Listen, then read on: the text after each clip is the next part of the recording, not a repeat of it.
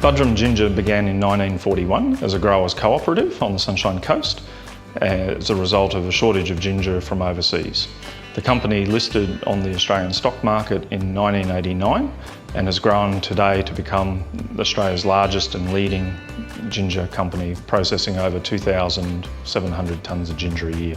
The company began with just 2 wooden vats and 14 tonnes of ginger. In the 1960s, the company started exporting overseas and developed export markets reaching to 17 countries around the world. Today we have over 2,000 tonnes of storage and we process 2,700 tonnes of ginger a year, of which 50% is exported. Today we welcome over 300,000 visitors a year to the ginger factory.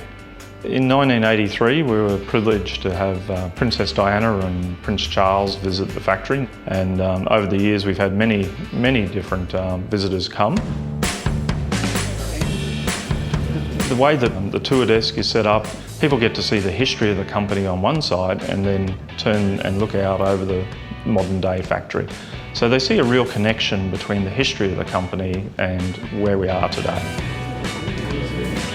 It's great to see the smile on the young children's faces as they ride on the train, and the parents and grandparents enjoy taking the kids and showing them a bit of history, and it's a fun way to do that.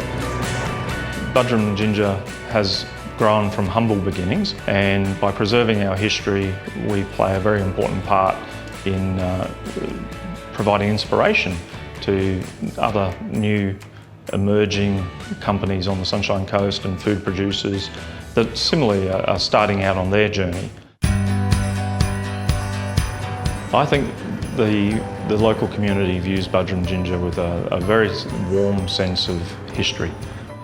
We're iconic, and we've been in continuous operation since 1941, whether it was in Buderim or down here in Yandina since 1980.